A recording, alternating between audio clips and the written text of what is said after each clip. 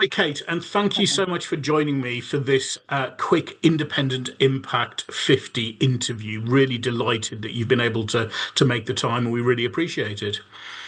Well, thank you for inviting me. I'm delighted Brilliant. to be able to talk about, yeah, about what I do and what it meant to me to Super. be awarded.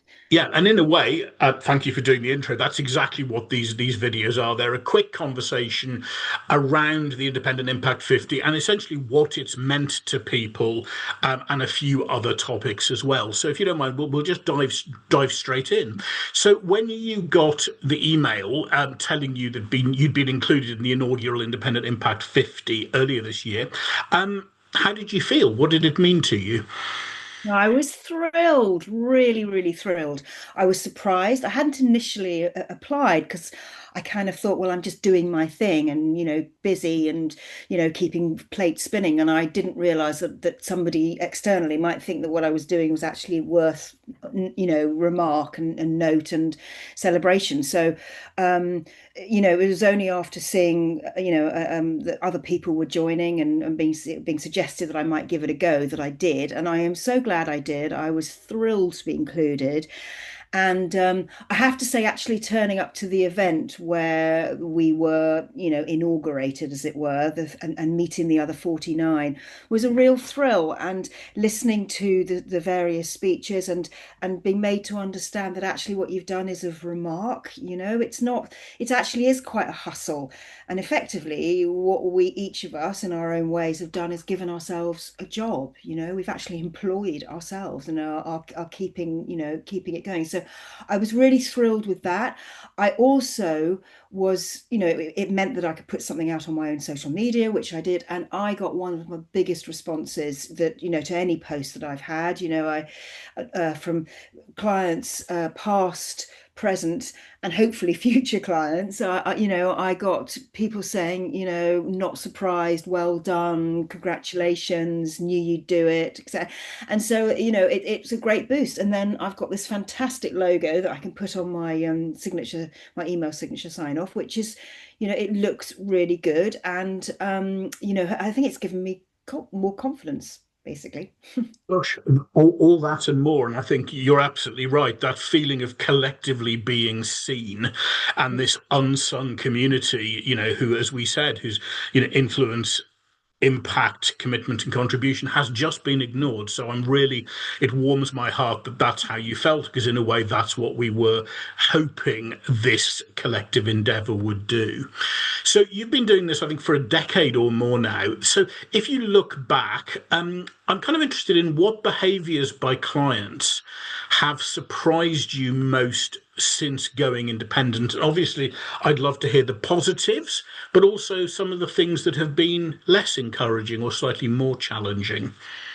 So the positives I think are that clients seem ready to understand that they're getting senior counsel at a good rate. I'm not going to say a cheap rate because I think it's important to value yourself and to set your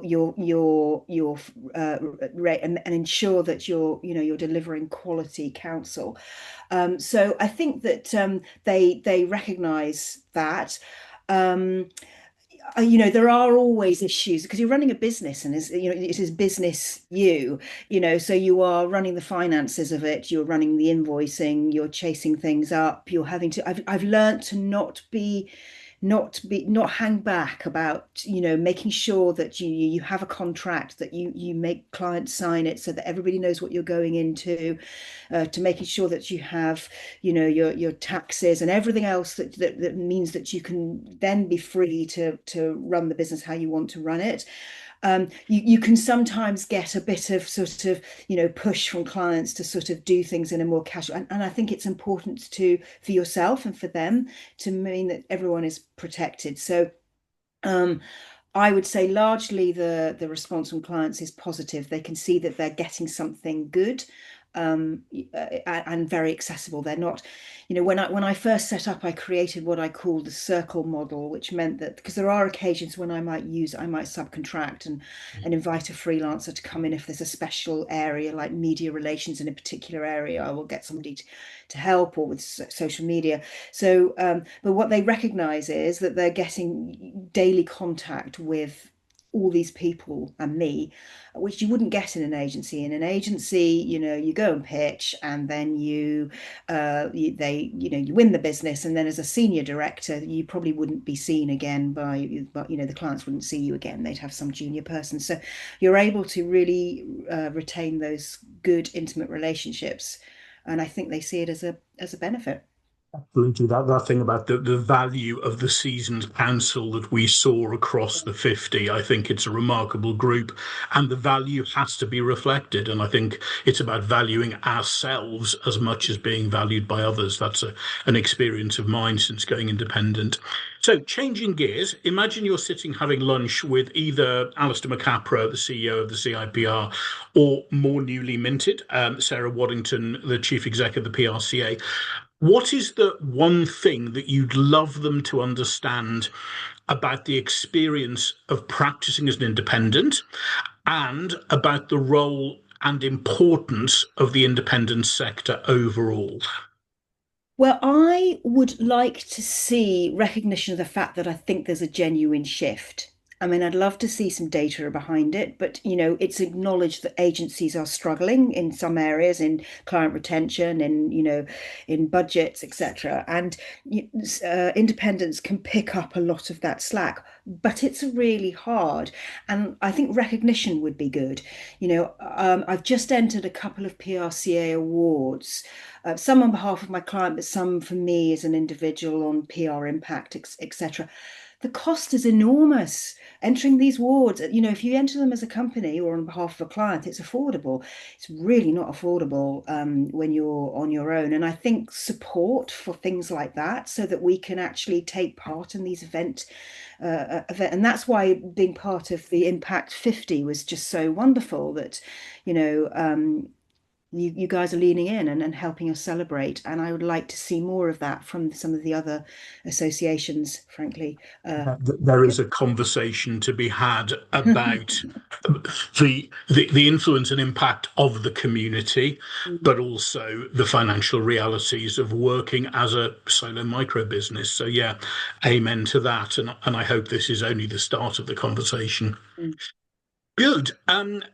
You meet up with yourself, you travel back in time, and you meet up with yourself as you weigh up whether or not you want to go it alone and set up as an independent.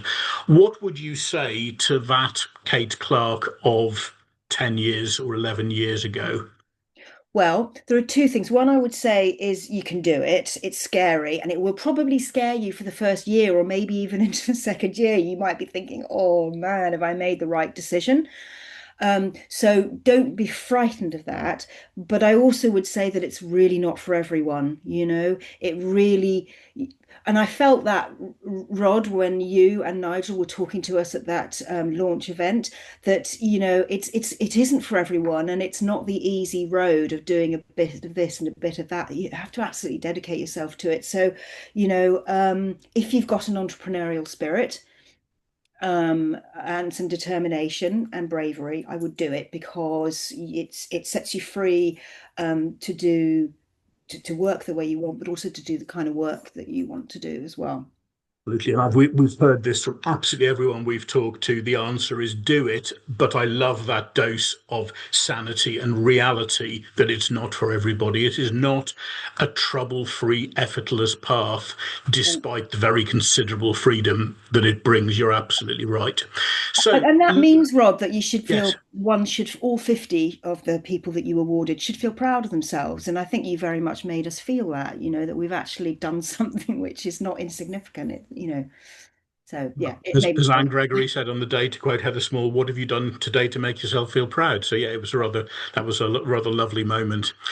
Finally, looking ahead to the next 12 months, I mean, the world gets no less complex and confusing every day that we wake up.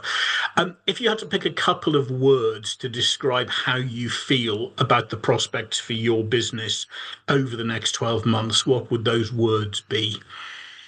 Happy, happy, and glad, because I have ended up in a sort of a sideways move into public affairs. So I used to do consumer PR and a bit of corporate, and then it kind of slipped further into public affairs. So I'm in Westminster, with MPs, ex-MPs, etc.